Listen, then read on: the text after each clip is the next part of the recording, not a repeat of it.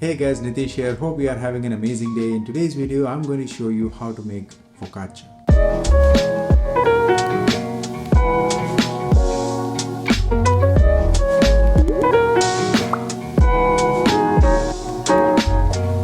Focaccia is an Italian table bread that I learned in one of the Italian restaurants where I was working before, and believe me, people used to just love this bread. It's surprisingly easy to make and requires only a few ingredients but a whole lot of patience. And once you make this focaccia that I'm about to show you, you will be able to call yourself a Focaccia Pro. So let's begin. Okay, so the first thing we're gonna do is activating the yeast. Here I got 120 milliliters warm water and its temperature is 95 degrees Fahrenheit. To that we are gonna add 3 grams or a teaspoon instant yeast and 5 grams of honey. Then give them a stir until the yeast is completely dissolved and let it sit for about 10 minutes. And after sitting for 10 minutes, it should have foam on the surface, which means it's very much alive and activated. But if you don't see any foam, then the yeast is probably dead and should be discarded. Next, in a stand mixer's bowl, we are gonna add 600 grams of strong bread flour. But if you don't have it, then you can use all-purpose flour, which will work just fine too. Then we are gonna attach the dough hook, start the mixer on a low speed, and pour in our activated yeast and let it mix for about 30 to 40 seconds. Once the yeast is combined with the flour, we are gonna add 330 milliliters ice cold water, and its temperature should be anywhere between 40 to 45 degrees Fahrenheit. Now there are two reasons behind using ice cold water in making this dough. The first one is to compensate for the heat that is gonna be produced by the friction of the stand mixer, which increases the temperature of the dough, and the second is that we want the yeast to work super slow to decrease the chance of overproofing, as we're gonna proof the dough for a really long period of time. Then we are gonna add 15 grams extra virgin olive oil and continue kneading it for about 3 minutes until a cohesive dough is formed. And yeah, stop the mixer whenever you feel it is necessary to scrape down the dough from the sides of the bowl and continue kneading. Once we have a cohesive dough, we are gonna add 15 grams fine sea salt, then increase the speed to medium-low and continue kneading the dough for another 6 minutes. Now this dough is going to be really wet and sticky, and it all happened because of the high hydration in the dough, which is 75% water of the total weight of the flour. And this high hydration dough has many great advantages, like it's gonna make our dough more extensible, it's gonna allow greater volume while proofing, and also it's gonna provide an airy crumb with large irregular holes in the bread. And after kneading the dough for good 6 minutes, we are gonna shape it into a smooth ball. But this dough can be quite hard to handle as it's really wet and sticky. So what we are gonna do is lightly grease our work table with some extra virgin olive oil, then transfer the dough onto the table, and then grease our hands with some oil as well. Now we are gonna lift the dough from the sides, then slap it on the table and fold it over like so. Then we are gonna lift the dough from the center, slap it again, and then fold it over. We are gonna do this slap and fold thing for like 3 to 4 times until the dough surface is nice and smooth. Then using our pinkies, we're gonna drag the dough towards us and then rotate the dough clockwise until it's transformed into a nice, smooth, tight, giant ball. Now we are gonna grease a large bowl with some extra virgin olive oil and transfer the dough in the bowl, keeping the seam side down. Then grease the top of the dough with some oil as well. Cover the bowl with a plastic wrap and let it sit at room temperature for 30 minutes. After 30 minutes, we're gonna transfer the dough to the refrigerator and let it ferment for 24 hours. Now what's gonna happen is that the cold temperature is gonna slow down the yeast activity and the carbon dioxide production, which will produce some amazing complex flavors in the dough. Now before we pull the dough out of the refrigerator, we are gonna grease a 9 by 13 by 3 inch deep baking pan with 60 grams of extra virgin olive oil. I know it seems like a lot of oil, but this is what a good focaccia demands. And don't worry, it's all gonna be absorbed by the dough when we bake it, and it's gonna make our focaccia unbelievably delicious and crispy. And after the first rise in the cold temperature for all these hours, our dough is almost doubled in size and looking super bubbly because of all the air that's trapped inside of it. Now we're gonna lightly grease our work table with some oil, transfer the dough onto it, and then bring all the corners to the center like so.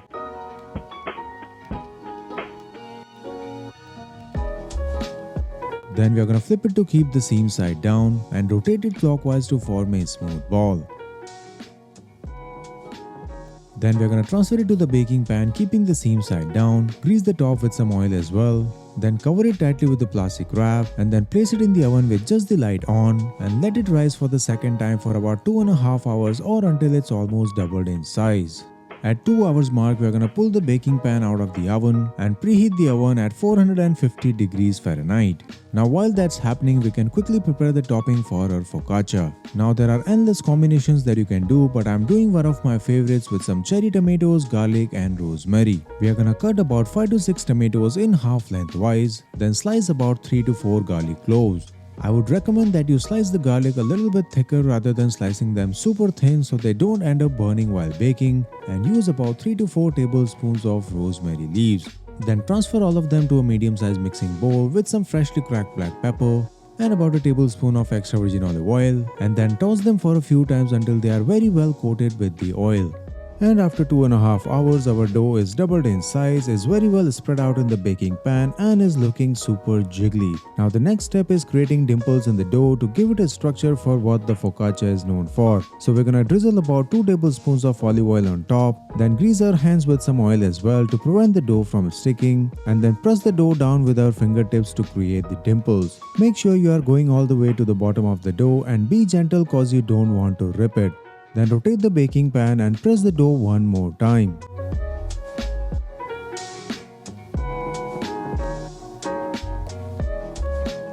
Now we're gonna put the tomatoes in the dimples that we created and push them down a little so they are nice and secured. And make sure to keep enough space between them so they are not all crowded in just one place and very well spread out. Then we're gonna sprinkle the garlic and rosemary on top, then hit it with some flaky salt and drizzle some olive oil about 1 to 2 tablespoons. Then we're gonna place it in the middle rack of the oven and bake it for about 20 to 22 minutes.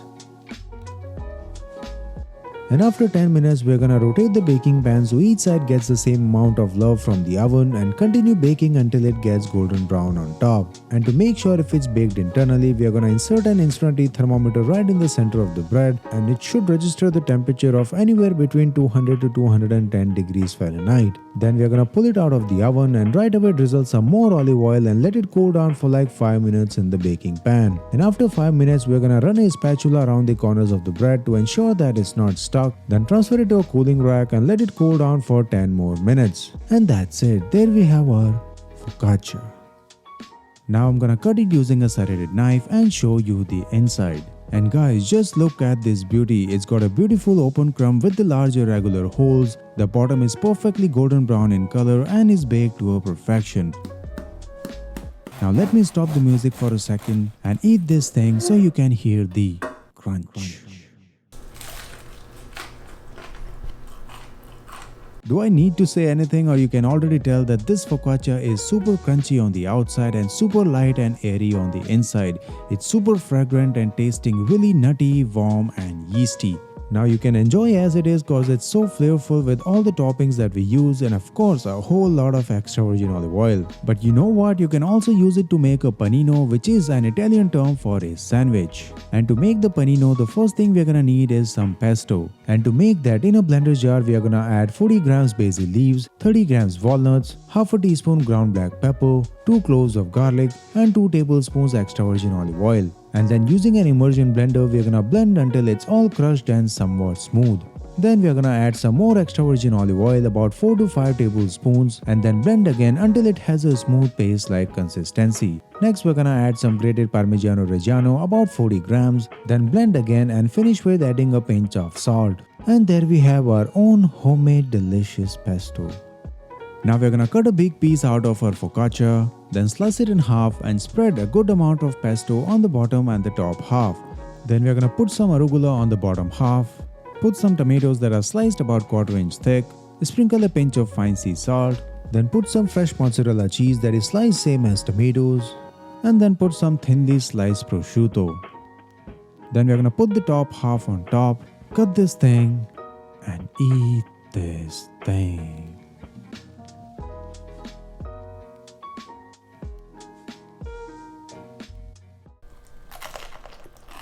I can still hear the crunch of this focaccia in my ears. Now it's time for you guys to go make this focaccia and enjoy. If you learned something from this video and like this video, then give this video a like, share it, and don't forget to subscribe to the channel. I will see you guys in the next video. Till then, bye bye.